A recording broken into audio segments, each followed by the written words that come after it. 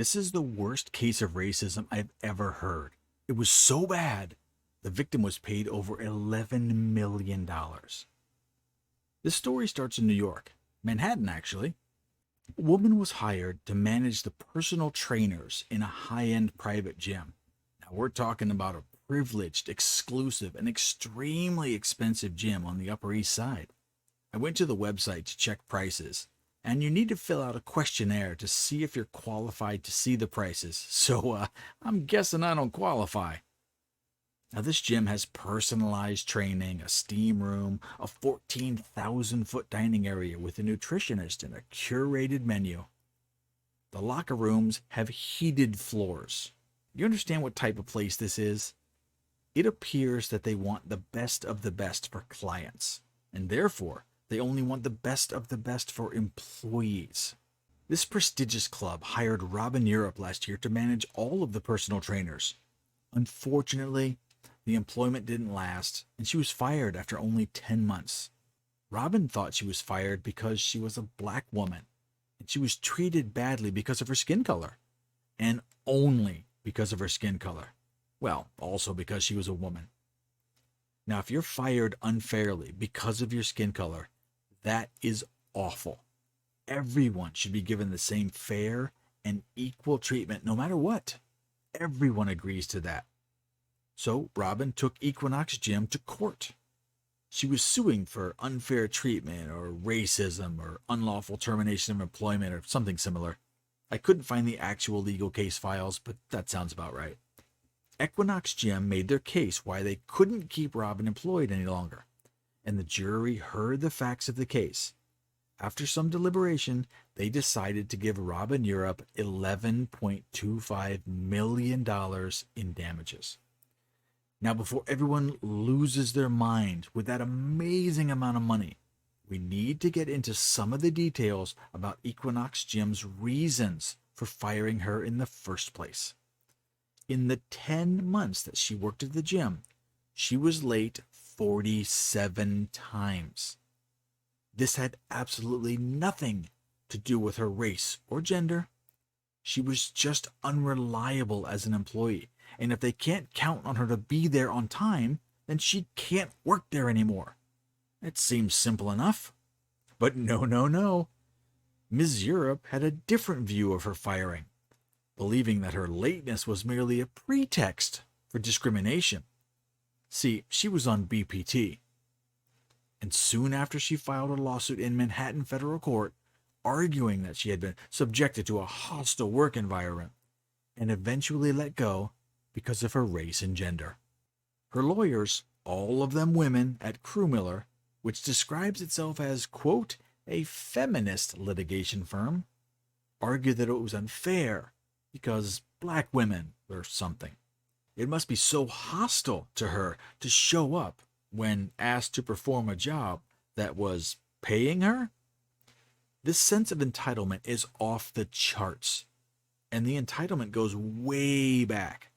She was a scholarship student at Brierley Girls' School. She actually went to school just a few blocks away from the gym on the Upper East Side.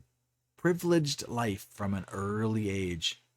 She was also an art student at Oberlin College. Very oppressed. Trainers in New York City can easily make more than $75 per hour.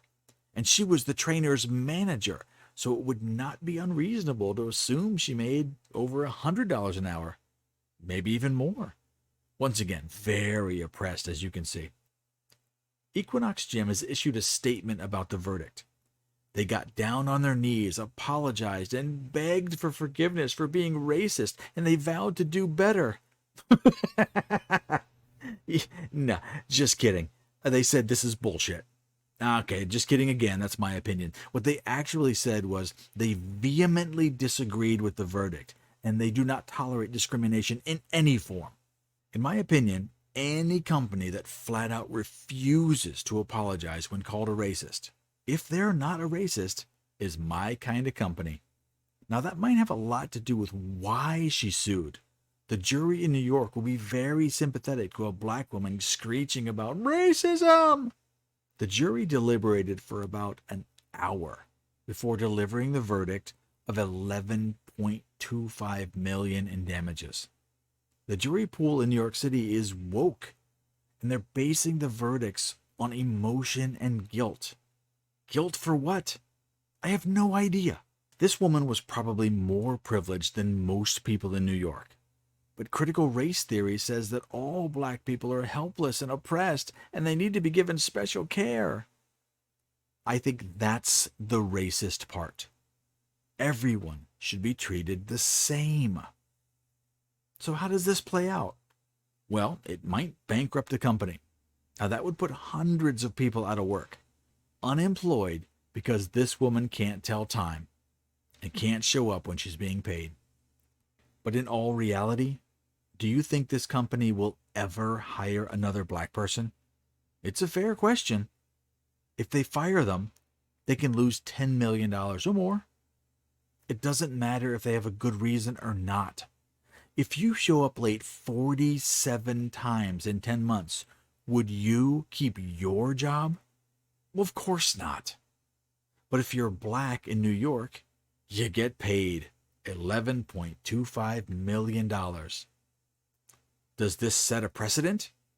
All you have to do is get hired, then start being late over and over and over and over again until they fire you. Then sue for racism or something. Easy money. The blueprints have already been established in court. What if this happens next month in Starbucks? Then McDonald's? Then the local bakery? If this happens one more time, it will be a liability to hire black people. I gotta tell you, this ruling is the most racist thing I've ever seen or heard. But not the way the jury ruled. This made it 100 times harder for black people to get ahead. Can you tell me a good reason to hire someone who doesn't have to show up on time, and if you complain, they get to ruin your business while becoming wealthy? Would you do it? Would you take that risk? What does the future look like? Well, this is going to be a disaster.